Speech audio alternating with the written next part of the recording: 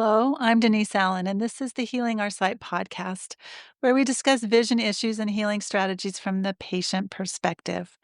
The goal of this podcast is to create an awareness of the diverse types of vision issues that people experience, to highlight the types of help available, and to open a dialogue between patients to show we're not alone in our vision struggles.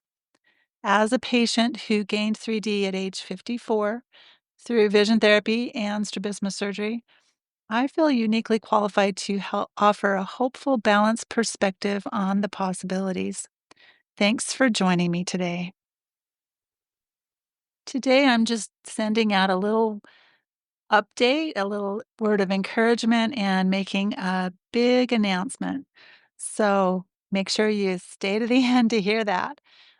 Those of you who've listened for very long know that I don't typically do a solo podcast episode. That's partially because I don't like to just talk to myself, and no, that's really what it is. I don't like to talk to myself.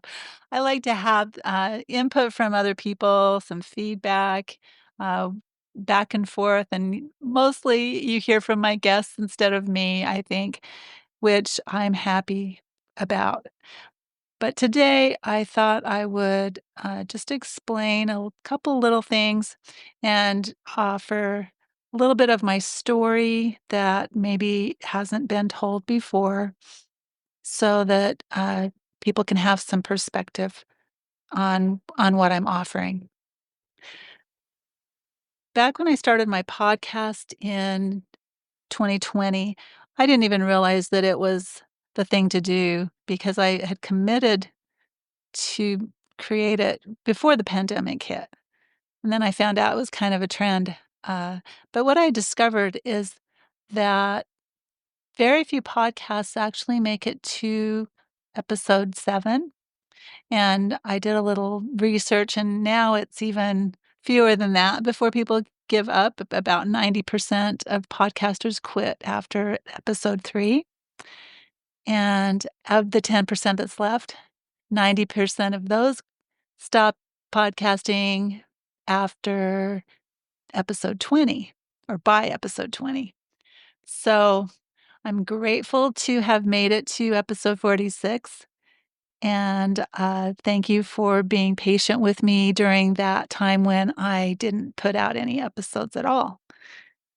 The only thing that kept me going was the fact that I still had a handful of downloads every month. So I thought, well, somebody's listening. And if you're listening now, thank you for being that somebody. Thank you for subscribing or being notified in some way that this episode is available to you.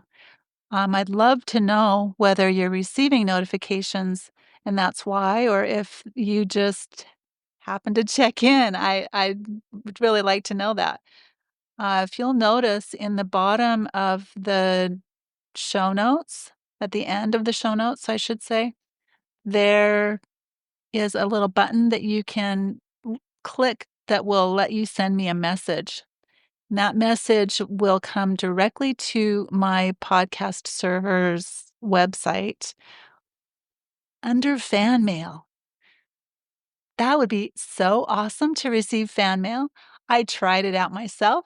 I can see that it works. So if you'd love to send me fan mail, that would make my day. Tell me what you want to hear. Tell me what you've liked before. I kind of feel like I'm creating episodes in a vacuum. So that's why I'm reaching out today to say, please send me messages. Please tell me what you got out of what I shared, if anything, or what you would like to see. I think it would make a really big difference for me personally and for the growth of my show to have more input from you, my listeners.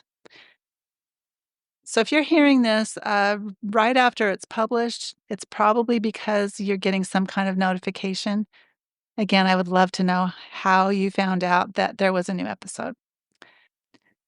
Also, if you can tell me how you found out about my podcast to begin with, I'd be very curious to know that as well.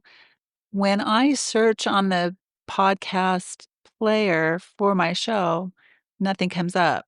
So I don't know if it's working properly when people search it that way.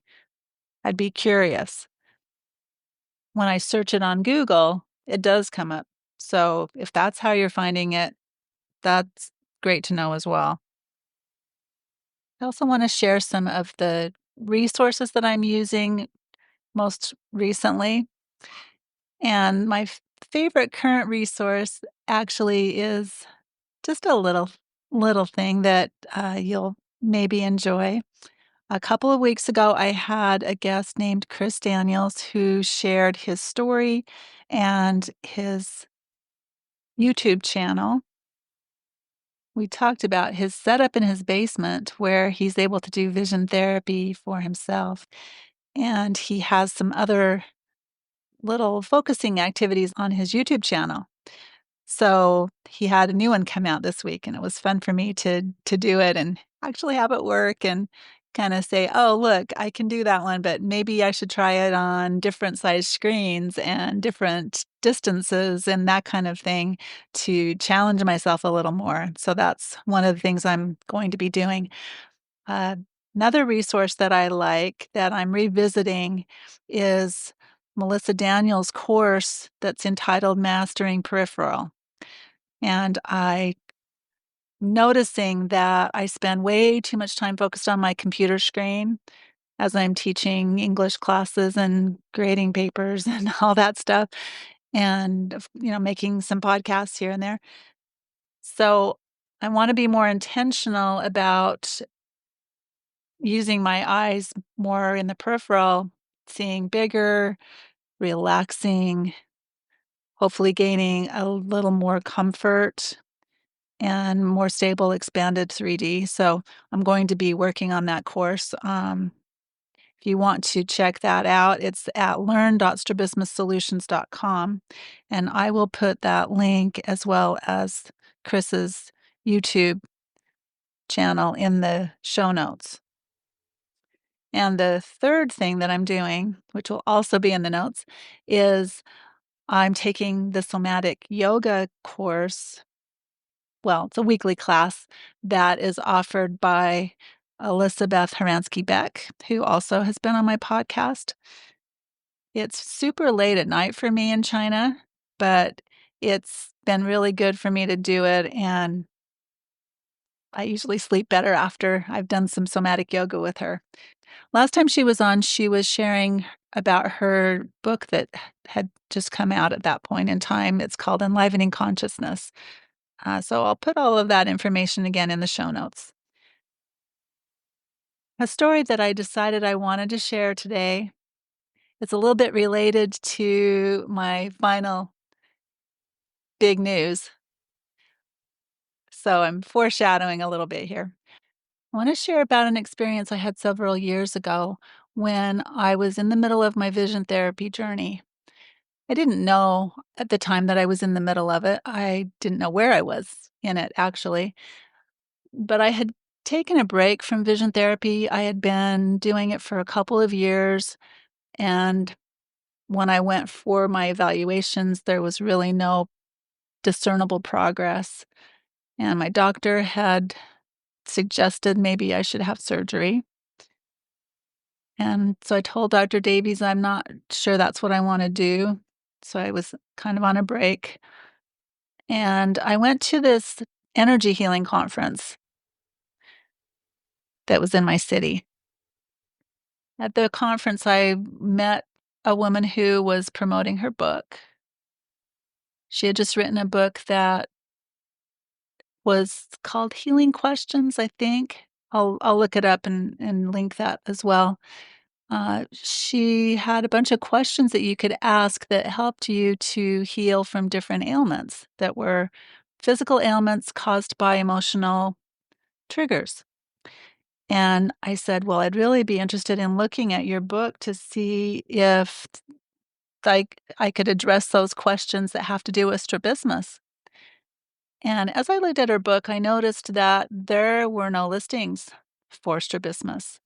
And I had never seen any in any of the other books that were on this subject. kind of bothered me a lot, actually. And I said, "Well, so what are those of us who are afflicted with this supposed to do?" And she, of course, had no answers for me. And we talked at length about my vision condition and my frustration, and uh, she finally said to me, "It sounds like maybe this isn't something that you're gonna be able to overcome. So maybe your story should be how you learn to accept your condition, and that can be the way that you inspire others." So I told her I really wanted to write my story when I was done. So that kind of triggered me in a negative way. I thought, "What do you know about my journey and the feelings that I have about what I wanna share once I'm done with this journey?" And I took my signed copy of her book and I left, and I kind of felt frustrated for a long time after that. Fast forward a little bit, and as you know, I did go have the strabismus surgery. I did have success gaining 3D. I reached out to her again and I said, "Hey, you remember that we had this conversation?" Of course, she did not remember, but I said, "I'm just really happy to report that I was able to gain 3D vision, and this is the path that I'm on in sharing my journey." And she's congratulated me and all of that, and that was kind of the end of it. About a year ago, I started listening to TEDx Talks on a fairly consistent basis and searching for those that had been given about strabismus. Sue Berry gave a TEDx talk, and a doctor named Cameron McCrodan gave one. And there was also this young girl who gave a talk. It's called Seeing the World Through the Prisms of a Lazy-eyed Realist, where she talked about accepting her condition. And I thought, if I had gone that other direction, that could have been the type of talk that I would have ended up giving if I were to give a TEDx talk. And, of course, that wasn't the kind of talk I wanted to give. There are some very valid points in her talk. It's actually a very good talk. But there are also some things that are misconceptions that she probably doesn't realize are misconceptions. I commented on it about a year ago too. Uh, I don't know if she saw that or not. So now for the announcement. I will be giving a TEDx talk. I've been working on it for a very long time, and finally have the opportunity to give a TEDx talk on the stage at Nanjing International School. It's called TEDx Youth at NIS, and my talk is in April. I'm not sure how soon after that it will publish, but I will definitely let everyone know because I will be requesting that you listen to it and share it and all that good stuff because that's what's going to give it the impact that I desire for it and that I want to be able to inspire in others, the realization that we can do something different and the tools that are helpful in doing that. So, again, I'm very excited about that, and I hope that all of you are too.